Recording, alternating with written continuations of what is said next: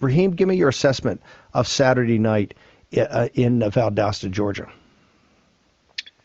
Yeah, I noticed. I mean, look, there are not a lot of men in the world, if any, others that could get up there on that stage and be brimming with optimism and hope and energy than President Trump was, and to keep repeating the mantra. Look, the Senate seats are the backstop. You must vote in the Georgia elections.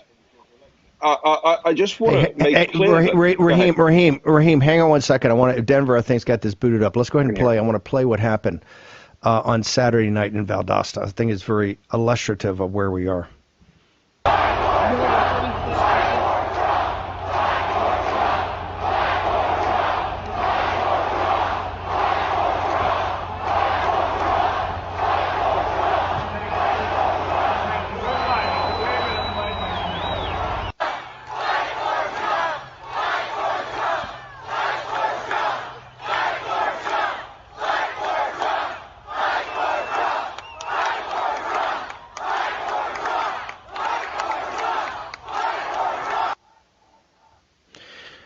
In that entire, it was an hour and a half long. I think Perdue and Senator Loeffler were up there for 30 seconds, 45 seconds, maybe 60 seconds.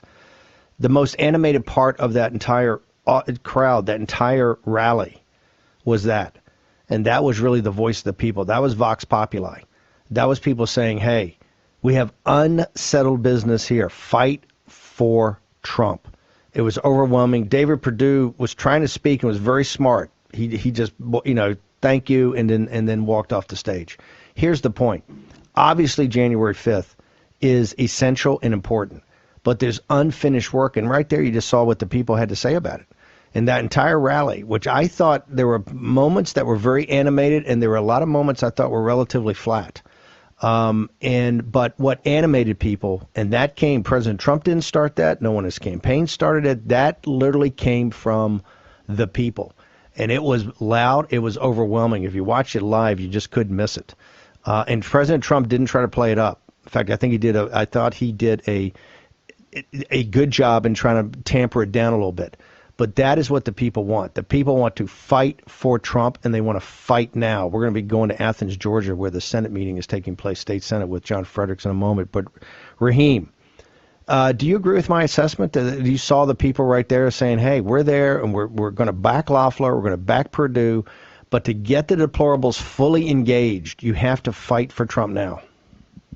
Well, and of course, the news this morning is that GOP leaders in Georgia are still trying to avoid putting together a special session, still trying to kick the can over to the judiciary and leave it alone for themselves, even after President Trump went and did the right thing there. Now, the one thing I will say, Steve, is that President Trump needs to be a bit more careful with his words. There were several points during that rally where he did say, hey, the next 4 years would have been good.